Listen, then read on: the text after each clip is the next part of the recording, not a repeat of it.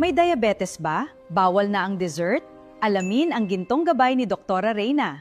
Tikman ang healthy ice cream! Kapamilya, aminin nyo, tuwing nakakakita kayo ng ice cream, lalo na kapag mainit ang panahon o may okasyon, ang unang pumapasok sa isip nyo ay, bawal sa akin yan? Baka tumaas ang asukal ko? Tama po ba? Masakit sa loob yung nakatingin ka lang sa mga apo o anak mo na nag-e-enjoy sa ice cream habang ikaw ay nagtitiyaga sa tubig o biskit na walang lasa. Pakiramdam nyo, dahil sa diabetes o dahil nag-iingat kayo sa blood sugar, tinanggalan na rin kayo ng karapatang mag-enjoy sa matamis. Pero paano kung sabihin ko sa inyo na ngayong araw, babaguhin natin ang kwentong yan? Hindi nyo kailangang magtiis ng habang buhay. Sa videong ito, ituturo ko sa inyo ang gintong gabay kung paano kayo makakakain ng ice cream nang hindi tumataas ng husto ang inyong blood sugar. Heto ang mga pag-uusapan natin. Ano ang mga ice cream sa grocery na safe pala? Paano gumawa ng sariling ice cream sa bahay na gawa sa prutas at healthy fats? At ang pinaka-importante, ano ang dapat ninyong gawin pagkatapos kumain para hindi mag-spike ang asukal nyo? Kaya huwag kayong aalis dahil ngayong araw, ibabalik natin ang tamis sa inyong pagkain ng may pag-iingat. Ako ang inyong Doktora Reyna at ito ang inyong gintong gabay. Kaya naman, kung gusto nyo ng tips na masarap pero ligtas, i-click ang subscribe button at pindutin ang notification bell para hindi nyo ma-miss ang susunod nating mga usapang pangkalusugan. Handa na ba kayo? Para na sa ating kusina. Ngayon, Nay at Tay, heto ang inyong gintong gabay para hindi kayo maloko ng mga fancy packaging.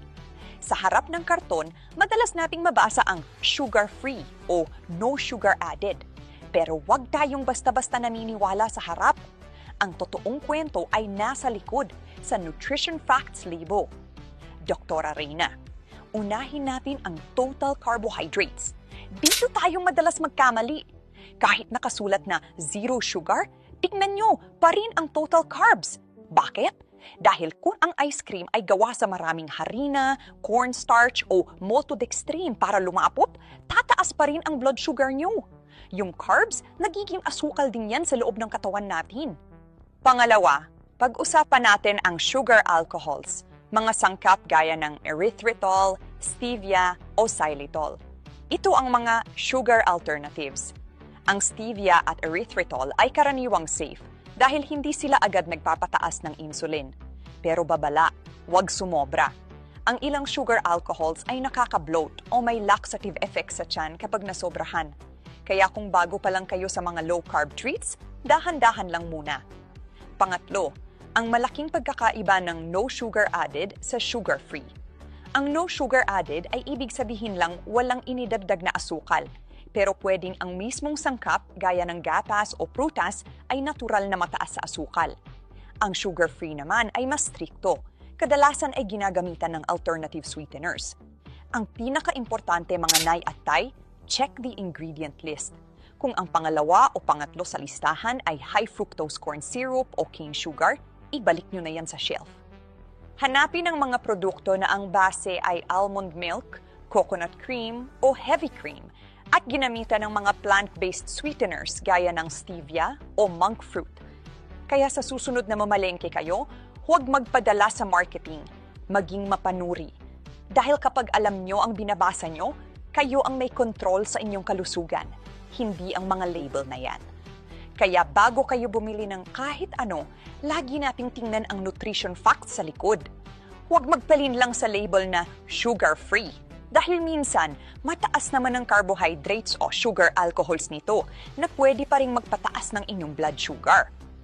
Mga Nay at Tay, gusto ko kayong tanungin, anong pagkain ang madalas ninyong nakikita sa grocery na nakakalitong basahin ng label? I-comment nyo nga sa ibaba at susubukan nating himayin yan sa susunod nating video. Binabasa ko ang inyong mga comments, kaya huwag kayong mahiyang magtanong. Ang magandang balita, may healthy alternatives. Ngayon, pumunta naman tayo sa masayang parte, ang pagpili ng ating treat. Marami sa inyo ang nagtatanong, Dok, alin ba ang tunay na safe? Heto ang ating gintong gabay para sa mga opsyon sa grocery at sa loob ng inyong kusina. Una, ang mga keto o low-carb ice cream.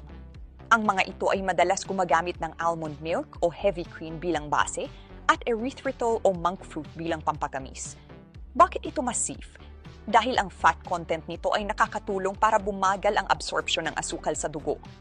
Pero tandaan, low carb doesn't mean eat all you want. Maging mapanuri pa rin sa calorie count. Pangalawa, ang sorbet versus gelato. Dito madalas nagkakamali ang marami. Akala natin dahil gawa sa prutas, safe na ang sorbet. Nay, tay, babala. Ang sorbet ay halos puro asukal at fruit juice lang. Mabilis itong magpataas ng blood sugar.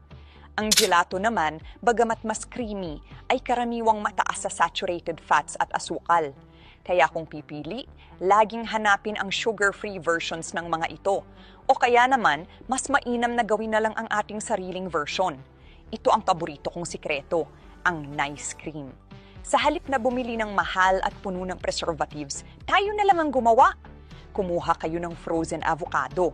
Oo, avocado! Dahil napaka-creamy nito at punong-puno ng healthy fats. I-blend nyo ito kasama ang konting unsweetened cocoa powder at stevia drops. Ang resulta, isang tsokolating treat na hindi nakakaspike ng blood sugar. Kung gusto nyo naman ng konting prutas, pwedeng-pwede ang frozen saging. Pero limitahan lang natin sa isang maliit na serving dahil ang saging ay may natural na sugar content din. Ang kagandahan sa nice cream, kontrolado nyo ang sangkap. Walang hidden corn syrup, walang artificial flavor, pure, healthy, and guilt-free. Isang kutsara nito, ramdam mo ang tamis, pero payapa ang inyong isip at ang inyong katawan. Hindi lang sa kung ano ang kinakain natin ang sikreto, mga nay at tay. Napakahalaga rin kung paano at kailan natin ito kinakain. Kahit ang pinaka-healthy na sugar-free ice cream ay pwedeng maging problema kung mali ang timing. Ngayon, mga nay at tay, marami sa inyo ang nagtatanong kung paano ba talagang gawin ang nice cream na nabanggit ko kanina. Huwag kayong kabahan dahil ituturo ko sa inyo ang aking 3-minute nice cream formula. Ang sikreto, frozen, overripe na saging. Yung medyo may itim-itim na ang balat, yun ang pinakamatamis. Hiwain ito ng maliliit bago i-freeze ng overnight. Bakit? Dahil kapag maliit ang hiwa, hindi mahihirapan ang inyong blender. Ang saging ay nagsisilbing natural na base. Nagbibigay ito ng creamy texture na parang totoong ice cream, nang hindi nangangailangan ng dairy na mataas sa sugar o fat. Ngayon, ang pampasaya. Heto ang ating healthy add-ins. Maglagay ng 1 kutsarang unsweetened cocoa powder para sa chocolate flavor, o kaya naman ay dash ng cinnamon. Alam nyo ba, ang cinnamon ay may anti-inflammatory properties na tumutulong pa sa pag-stabilize ng inyong blood sugar? Pwede ring lagyan ng crushed walnuts para sa dagdag na healthy fats. Ang mga fats na yan ang nagpapatagal ng digestion, kaya hindi biglang tataas ang inyong asukal. Paano kung masyadong malapot o matigas? Kung masyadong makapal, maglagay lang ng konting-konting almond milk. Kung masyadong matubig naman, ilagay lang sa freezer ng 10 minuto. At ang variations, hinding-hindi kayo magsasawa. Pwede kayong gumawa ng berry blast gamit ang frozen strawberries. O kaya naman ay nutty chocolate gamit ang peanut butter. Ang mahalaga, kayo ang may kontrol sa sangkap. Walang preservatives, walang hidden sugar. Pure, healthy, and yours to enjoy. Ngayon, dako tayo sa tamang pagkain ng ating ice cream dessert. Rule number 1, portion control. Huwag nating uubusin ang buong pint o container. Ang tamang serving ay kasing laki lamang ng inyong kamao. Sa dami na yan, makukuha niyo na ang satisfaction ng tamis nang hindi nabibigla ang inyong pancreas at blood sugar. Rule number 2, timing is everything. Huwag ninyong kakainin ng dessert kapag walang laman ng inyong tiyan o yung tinatawag nating on an empty stomach. Kapag kumain kayo ng matamis ng gutom, mabilis itong maabsorb ng inyong dugo, kaya siguradong tataas ang inyong blood sugar. Ang pinakatamang paraan, kainin ito bilang dessert pagkatapos ng isang high-fiber meal. Yung kakain muna kayo ng gulay, protina, at healthy fats. Ang fiber sa gulay ay nagsisilbing harang o buffer para hindi agad-agad sumipa ang asukal sa inyong daluyan ng dugo. Parang traffic enforcer, pinapabagal nito ang daloy ng asukal papasok sa inyong system. At heto ang ating gintong tip, ang 15-minute walk. Pagkatapos ninyong ma-enjoy ang inyong trip, huwag agad hihiga o uupo sa sofa. Maglakad-lakad muna kayo sa loob ng bahay o sa labas ng 10 hanggang 15 minuto. Ang paglalakad ay isang mabisang paraan para magamit agad ng inyong muscles ang enerhiyang nakuha nyo sa pagkain, imbis na maging tambak ito sa inyong dugo. Tandaan mga nayatay, ang diabetes ay hindi kailangan maging bilanggo sa loob ng sariling tahanan. Kung alam nyo ang tamang paraan, kaya nyo pa rin mag-enjoy ng may control at peace of mind. Ngayon, basahin naman natin ang ilan sa inyong mga tanong.